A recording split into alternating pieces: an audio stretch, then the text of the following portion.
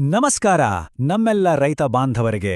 ನಿಮ್ಮ ಹತ್ತಿ ಬೆಳೆಗೆ ಒಂದು ಸೀಕ್ರೆಟ್ ಸೂಪರ್ ಫುಡ್ ಇದೆ ಅಂತ ಗೊತ್ತಾ?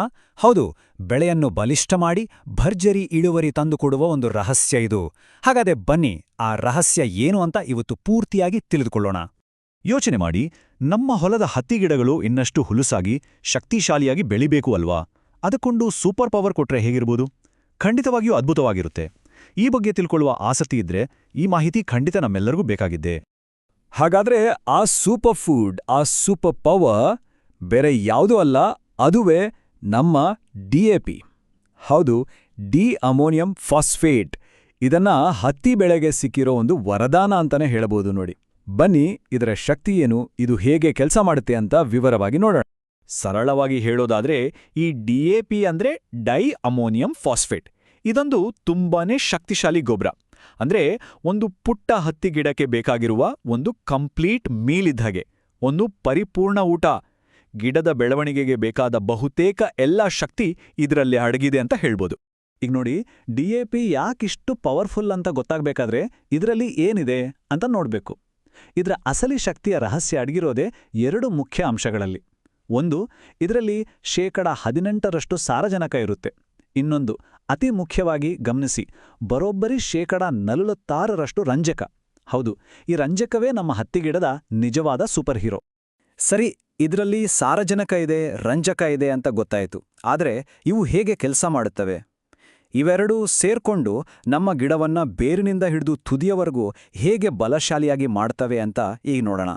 ಯಾಕಂದ್ರೆ ನೆನ್ಪಿಡಿ, ಒಂದು ಗಿಡಕ್ಕೆ ಬಲವಾದ ಬೇರುಗಳೇ ಅಲ್ವಾ ಬಲಿಷ್ಠ ಅಡಿಪಾಯ. ಈ ರಂಜಕ ಇದೆಯಲ್ಲ, ಇದನ್ನ ನಾವು ಹತ್ತಿ ಗಿಡದ ಫೌಂಡೇಶನ್ ಬಿಲ್ಡರ್ ಅಂತಾನೆ ಕರೀಬೋದು. ಒಂದು ದೊಡ್ಡ ಕಟ್ಟಡ ಕಟ್ಟಬೇಕಾದ್ರೆ ಮೊದಲು ಫೌಂಡೇಶನ್ ಗಟ್ಟಿ ಮಾಡ್ತೀವಲ್ವಾ, ಹಾಗೇನೆ ಒಂದು ಗಿಡ ಚೆನ್ನಾಗಿ ಬೆಳಿಬೇಕಾದ್ರೆ ಅದರ ಬೇರುಗಳು ಗಟ್ಟಿಯಾಗಿರಬೇಕು. ಆ ಬೇರುಗಳನ್ನು ಬಲಪಡಿಸೋದೇ ಈ ರಂಜಕದ ಮೊದಲ ಮತ್ತು ಅತಿ ಮುಖ್ಯವಾದ ಕೆಲಸ. ಈಗ ನೋಡಿ, DAPಯ ಎರಡು ಶಕ್ತಿಗಳು ಜೊತೆಯಾಗಿ ಹೇಗೆ ಕೆಲಸ ಮಾಡ್ತವೆ ಅಂತ. ಒಂದು ಕಡೆ ರಂಜಕ, ಇದನ್ನ ರೂಟ್ ಬಿಲ್ಡರ್ ಅಂದ್ರೆ ಬೇರುಗಳನ್ನ ನಿರ್ಮಿಸುವವನು ಅನ್ಬೋದು. ಇದು ಬೇರುಗಳನ್ನ ಭೂಮಿಯ ಆಳಕ್ಕೆ ಇಳಿಸಿ ಗಟ್ಟಿಯಾಗಿ ಬೆಳೆಸುತ್ತೆ.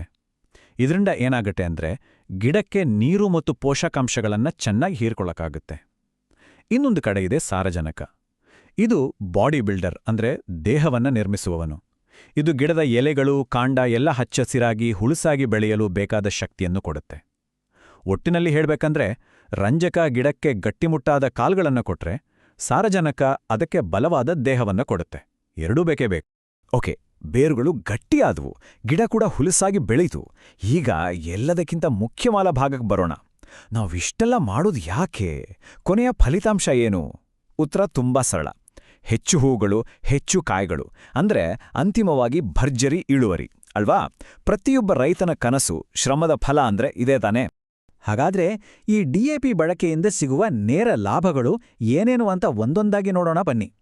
ಮೊದಲನೇದಾಗಿ, ಇದು ಗಿಡದಲ್ಲಿ ಹೂವು ಉದುರೋದನ್ನು ತಡೆಯುತ್ತೆ, ಹೂವಿನ ಸಂಖ್ಯೆಯನ್ನ ಹೆಚ್ಚಿಸುತ್ತೆ.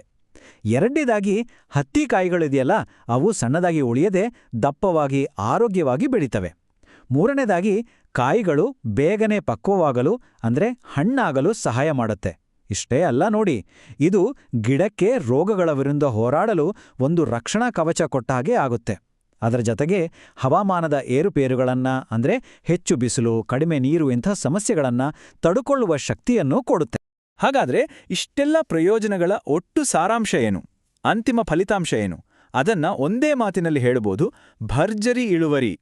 ನಾವು ಸರಿಯಾದ ವಿಧಾನದಲ್ಲಿ, ಸರಿಯಾದ ಪ್ರಮಾಣದಲ್ಲಿ DAP ಬಳಸಿದ್ರೆ ನಮ್ಮ ಶ್ರಮಕ್ಕೆ ತಕ್ಕ ಪ್ರತಿಫಲ ಖಂಡಿತ ಸಿಕ್ಕೇ ಸಿಗುತ್ತೆ. ಸರಿ, ಇಲ್ಲಿಯವರೆಗೂ DAPಯ ಮಹತ್ವ ಏನು, ಅದರ ಲಾಭಗಳೇನು ಅಂತ ಎಲ್ಲ ಗೊತ್ತಾಯಿತು. ಆದರೆ ಅದನ್ನು ಬಳಸೋದು ಹೇಗೆ? ಇದು ತುಂಬಾನೇ ಮುಖ್ಯವಾದ ಪ್ರಶ್ನೆ. ಯಾಕೆಂದ್ರೆ ಎಷ್ಟೇ ಒಳ್ಳೆ ವಸ್ತುವಾಗಿದ್ದು ಅದನ್ನು ಸರಿಯಾದ ವಿಧಾನದಲ್ಲಿ ಬಳಸಿದ್ರೆ ಮಾತ್ರ ತಾನೇ ಪೂರ್ತಿ ಲಾಭ ಸಿಗೋದು. ಹಾಗಾದ್ರೆ ಬನ್ನಿ, ಅದರ ಬಗ್ಗೆನೂ ತಿಳ್ಕೊಳ್ಳೋಣ. ಕೇವಲ 3 ಸರಳ ಹಂತಗಳನ್ನ ನೆನ್ಪಿನಲ್ಲಿಟ್ಕೊಳ್ಳಿ. ಮೊದಲನೇದು, DAPಯನ್ನ ಯಾವಾಗ್ಲೂ ತಳಗೊಬ್ಬರ ಅಂದ್ರೆ ಬೇಸಲ್ ಡೋಸ್ ಆಗಿ ಬಳಸಬೇಕು. ಅಂದ್ರೆ ಬಿತ್ತನೆ ಮಾಡೋ ಸಮಯದಲ್ಲಿ ಅಥವಾ ಅದಕ್ಕೂ ಸ್ವಲ್ಪ ಮುಂಚೆ ಮಣ್ಣಿಗೆ ಸೇರ್ಸೋದು ಅತ್ಯುತ್ತಮ. ಎರಡನೇದು, ಇದು ಬಹಳ ಮುಖ್ಯ, ಮಣ್ಣು ಪರೀಕ್ಷೆ ಮಾಡಿಸೋದನ್ನ ಮರಿಬೇಡಿ.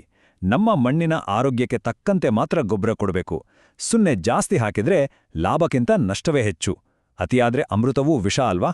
ಇನ್ನು ಮೂರನೇದಾಗಿ, ಈಗ ನ್ಯಾನೋ DAP ಅಂತ ಒಂದು ಪರ್ಯಾಯ ಕೂಡ ಬಂದಿದೆ. ಇದನ್ನ ನೇರವಾಗಿ ಎಲೆಗಳ ಮೇಲೆ ಸಿಂಪಡಿಸ್ಬೋದು. ಇದರಿಂದ ಖರ್ಚು ಕೂಡ ಕಡಿಮೆ ಆಗುತ್ತೆ. ಈಗ ಒಂದು ಅತ್ಯಂತ ಪ್ರಮುಖವಾದ ಎಚ್ಚರಿಕೆಯ ಮಾತು. ಇದನ್ನ ದಯವಿಟ್ಟು ಗಮನವಿಟ್ಟು ಕೇಳಿ. DAP ಒಂದು ಪರಿಪೂರ್ಣ ಊಟ ಅಂತ ಹೇಳಿದ್ವಿ, ನಿಜ. ಆದರೆ ಅದರಲ್ಲಿ ಒಂದು ಮುಖ್ಯವಾದ ಪೋಷಕಾಂಶ ಅಂದ್ರೆ ಪೊಟ್ಯಾಷ್ ಇರೋದಿಲ್ಲ.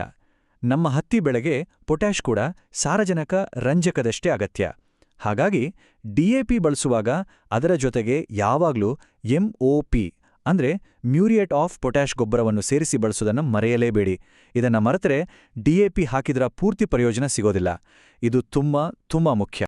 ಈ ಎಲ್ಲಾ ಮಾಹಿತಿ ಕೇಳಿದ ಮೇಲೆ ಒಂದು ಕ್ಷಣ ನಮ್ಮ ಹೊಲದ ಕಡೆ ಗಮನ ಹರಿಸೋಣ. ನಮ್ಮ ಹತ್ತಿ ಬೆಳೆ ಈಗ ಯಾವ ಹಂತದಲ್ಲಿದೆ? ಅದರ ಬೆಳವಣಿಗೆಗೆ ತಕ್ಕಂತೆ ಸರಿಯಾದ ಪೋಷಕಾಂಶಗಳನ್ನು ನಾವು ನೀಡ್ತಿದ್ದೇವೆಯಾ ಅಂತ ಒಮ್ಮೆ ಯೋಚನೆ ಮಾಡೋಣ.